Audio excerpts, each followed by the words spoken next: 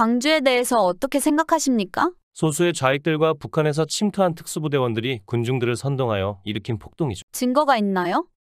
그럼 아니라는 증거는 있나요?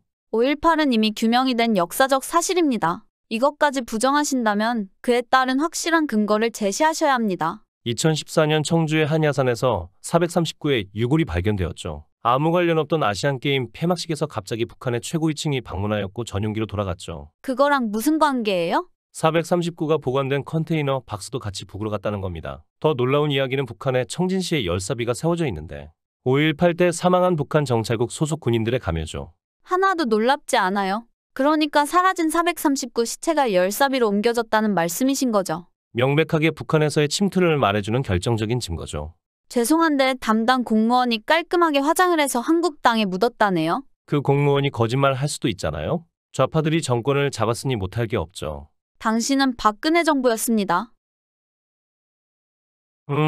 어쨌든 열사비 극비문서에 5.18 침투부대원들 이름이 적혀 있다니까요. 열사비 극비문서는 어떤 경로로 입수하셨나요? 탈북자 단체에서 극비리에 입수했죠. 극비문서를 쉽게 가져올 만큼 북한은 보안이 허술한 겁니까? 아니면 탈북자 중 한 명이 고위층과 연관이 있는 겁니까? 보안상 문제로 입수 루트는 말씀드리지 못하겠지만 증거가 있는데 왜 안 믿는 겁니까? 당시 신군부의 책임자로 계셨죠? 그렇소. 정말 북에서 남침할 첩보가 있었나요? 확실해요. 일본 내각정보실 쪽에서 들어온 정보니까요. 그럼 첩보를 듣고 나서 전국으로 계엄령을 확대하신 거죠? 그렇소. 군대는 어디로 향했나요? 그게 전방으로 가야 할 군부대가 학생들이 있는 시내로 내려오셨죠. 폭도들의 저항이 만만치 않았어. 주력인 북한군이 내려온다는 확실한 첩보가 있는데도 병력을 빼서 남쪽으로 보낸 건 직무유기 아닌가요? 그게 여기 당신들이 신뢰하는 미국 CIA 문건을 보면 5.18 직전에 북한이 군사행동을 취할 기미가 없다고 적혀 있어요. 그리고 김일성은 남한에 위협이 되는 북한의 행동이 신군부를 돕는 결과를 가져올 것을 알기에 남한에 개입하지 않을 거라는 분석까지 나와 있어요. 역사를 보는 해석의 차이가 있다고 칩시다.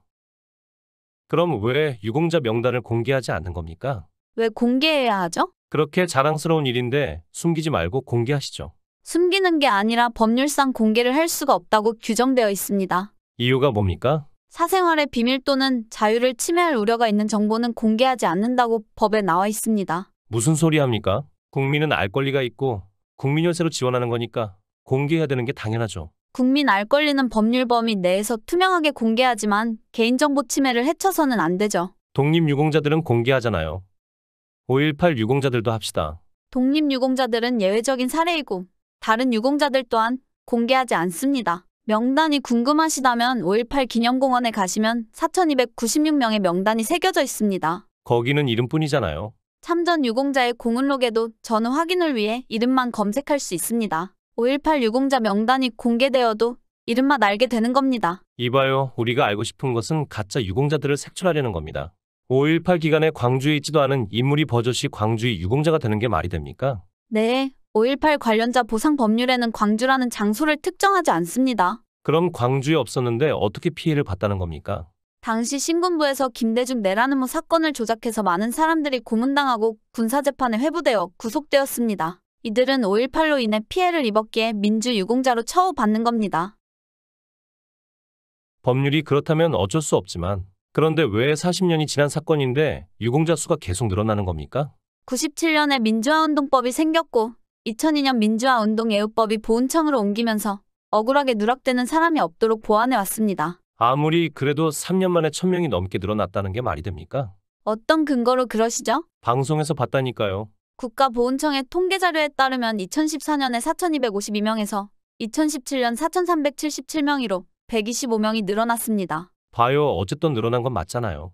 철저히 조사하지 않으면 국민연세가 도둑질 당한다 이겁니다. 선생님 광주 사태 이후 처음 조사할 때 사망자는 274명이었고 부상자는 3,700여 명이었습니다. 신고된 행불자가 400여 명이 넘었는데 그들 중 대다수는 계엄군에 의해 실종되었다는 정황상 증거가 있습니다. 그 중에 78명이 유공자로 인정받았지만 나머지 사람들은 찾지도 못했습니다. 선생님 말씀대로 억울한 유공자들이 생기지 않도록 철저히 조사해야 하는 것이 맞습니다. 마지막으로 한마디 할게요. 왜 5.18 유공자들이 다른 유공자들에 비해서 혜택이 더 큰 겁니까? 어떤 혜택을 말씀하십니까? 공무원 시험에 가산점을 5%에서 10%나 줘서 죄다 5.18 유공자들로 도배를 한다던데요. 5.18 유공자들은 다른 유공자들과 동일하게 가산점이 적용됩니다.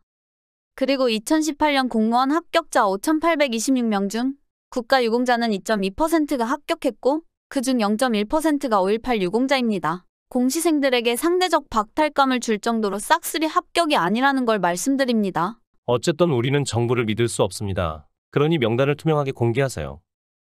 정부에서 법을 어겨가며 공개하라고 할 수는 없습니다. 만약에 명단이 공개되어서 거기에 자격 요건에 부합되지 않는 자가 일부 나오더라도 5.18 민주화 운동이 변절되지는 않습니다. 사법기관에서는 허위사실이나 부정수급을 받는 사람들을 사법 처리한 경우도 있습니다. 명단 공개가 아니라 다른 방법으로 부정수급자를 찾는 것이 더 바람직하지 않을까요? 혹시 그게 아니라면 5.18 유공자들 중에 북한과 관련 있는 인물을 찾고 싶은 건가요? 그래서 5.18은 간첩들의 사주를 받아 일으킨 폭동이라고 믿고 싶은 건가요? 누군가 이런 말을 했죠. 입증의 책임은 주장하는 사람에게 있다고. 의심 가는 일이 사실이 되려면 납득할 만한 증거를 제시하세요. 그게 아니라면 가짜뉴스에 여러분들은 속고 있는 겁니다.